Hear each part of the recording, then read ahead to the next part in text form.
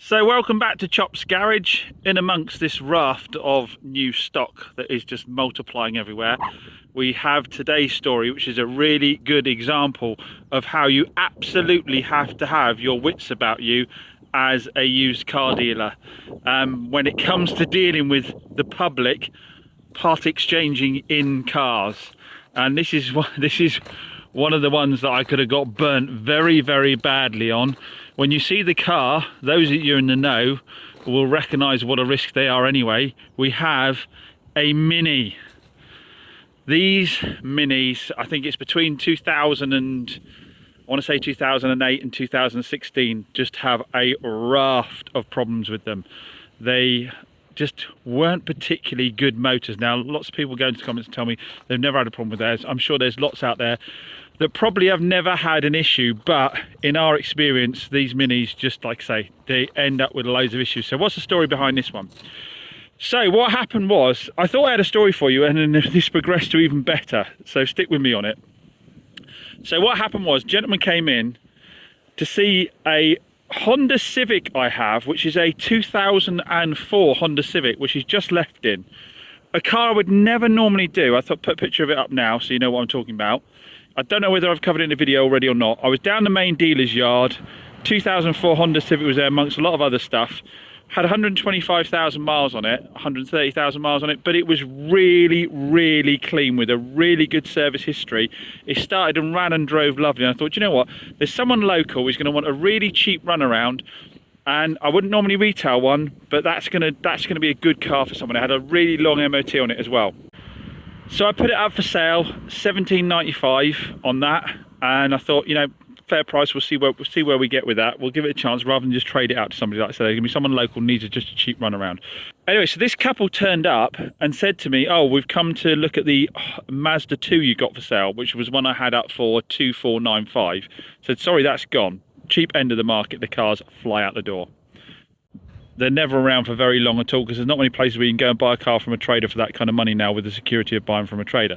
So I said, "Sorry, that's sold." They said, "Have you got anything else cheap? We've got a diesel Mini we're just not using anymore because it's not, we're just going to damage it driving it around doing low miles in a diesel," which does make sense on the face of it. And they said, "So we just want a really cheap runaround."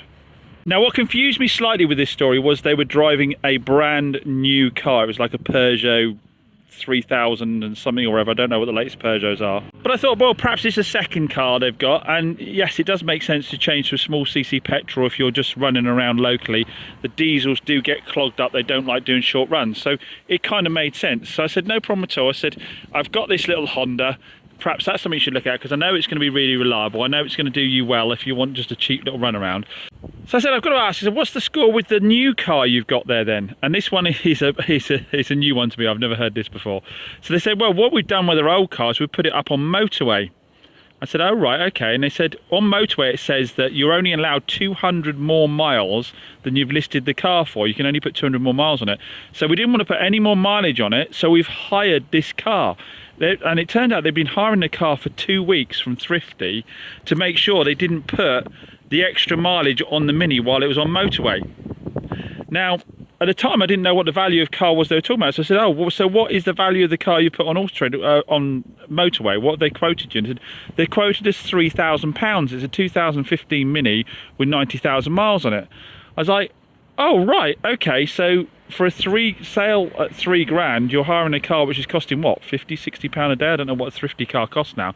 Didn't make a lot of sense to me at all. I say didn't seem a very logical move to me.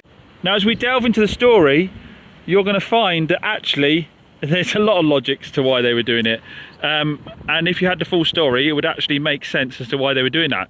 So what I said to them was, I said, well, I could probably just buy the car straight off you. I said, rather than you go through motorway, I could buy the car straight off. So you realise with motorway, when they come out, it's kind of like they bid to come and see your car and then give you a price then. I said, you probably won't get the £3,000 for it. There's no guarantees it'll get to £3,000 in the first place. And if it does, they may come down and chip you down anyway. I said, if you bring the car over to me, I can have a look over the car. I can give you a price on the car, and we do it that way. So I think you can end the motorway one early. And they said, oh, okay, yeah, no problem at all. So they took the Honda for a little drive. They were happy with the Honda, thought it was a good little car. So they said they'll come back and let me have a look at their Mini. Well, they turned up when I was away collecting cars yesterday, but rearranged to come today and let me have a look at it. So it turned up in this Mini, which on the face of it is a nice little Mini. It's a 2015. It's bodywork seems to be in good condition. There's a little bit needing doing at the front. Otherwise, there's some scratches on the bonnet that need buffing out. But other than that, it seems all right. It's the 1.5 diesel, I believe, with a manual gearbox. Yeah, there's a bit of trim needs doing down there on there, and a little bit of paint just there. And it has done, as I said, about 95,000 miles, I think. Inside is in good condition. They said they had it from pretty much new as a demonstrator car, so it was pre-registered with the dealer, and was their demonstrator, and they bought it straight from the dealer, so it's only really had one owner. I said to them about their listing on Motorway, and they said, I said, what have you listed on Motorway, damage-wise, stuff like that? They said, oh, not an awful lot. I said, have you listed it with a service history? They said, yes, it's got a full service history.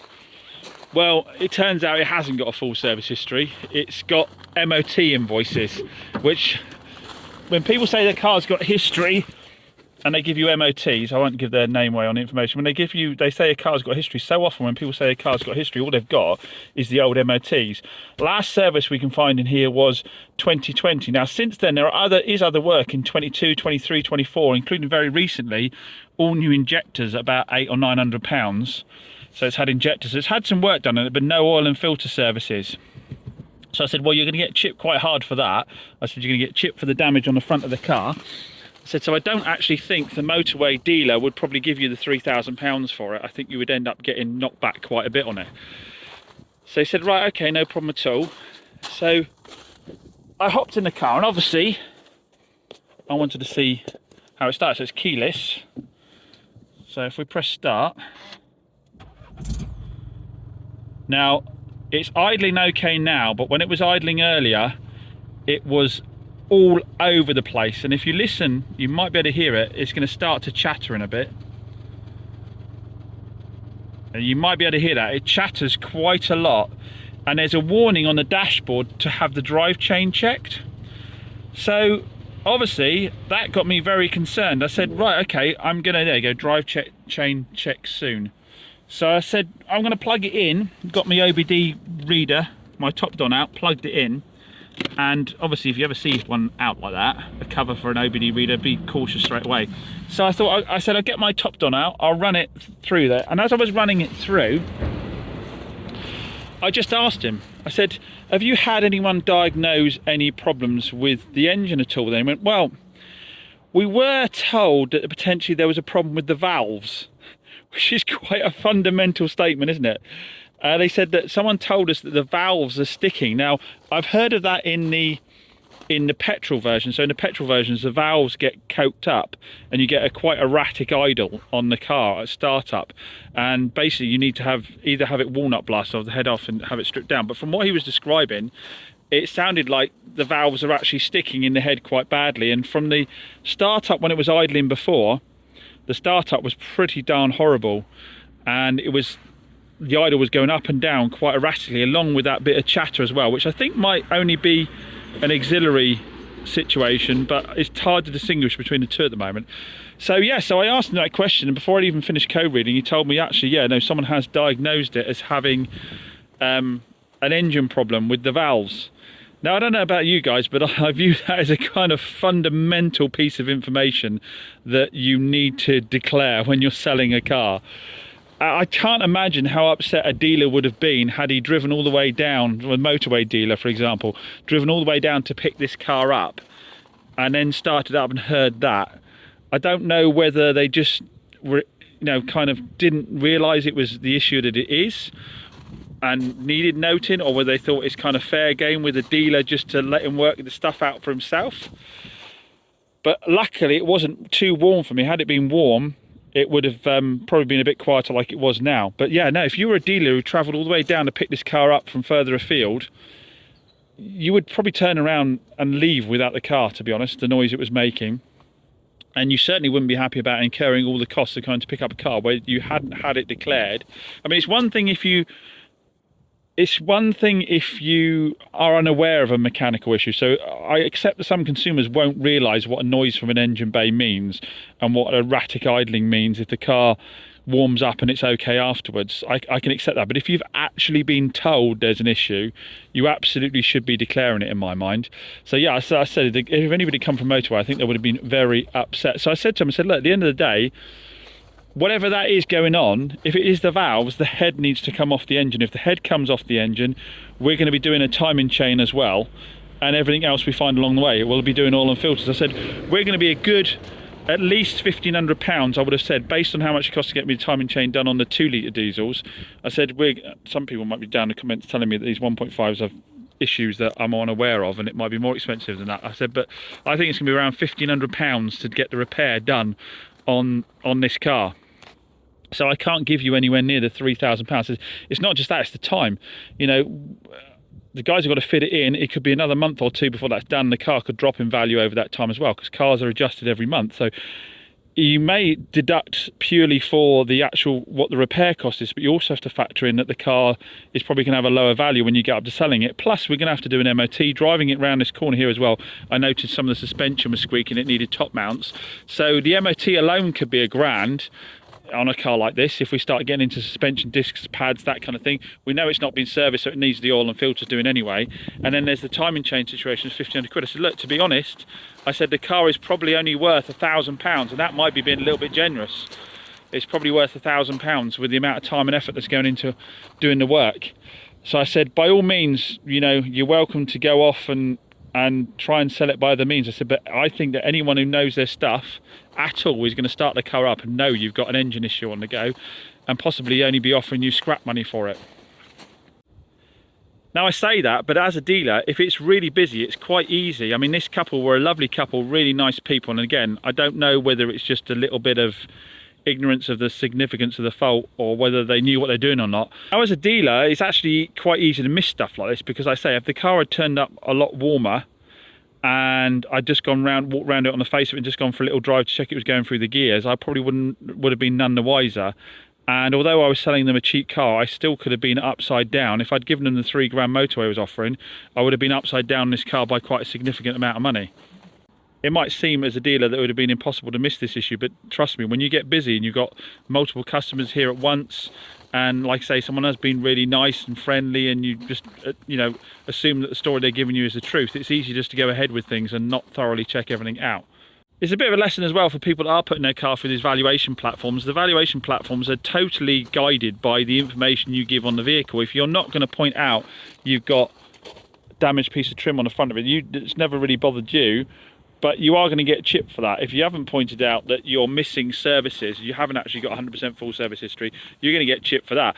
And if you've got bad sounding engines, rough sounding engines, you're going to get chipped quite badly for that as well. So make sure that your descriptions are absolutely accurate if you don't want the hassle of someone coming and chipping you quite hard on your car, which are absolutely in their rights to do, because no one's going to buy the car from retail with a piece of trim hanging off it and a rough sounding engine. But anyway, Minis, bane of my life. I've done more mechanical work, like serious engine work on Minis, than any other brand of vehicle. After Mini, I would say Vauxhalls, Corsas and Mockers, but Minis absolutely head it up for most in-depth mechanical work needed on them.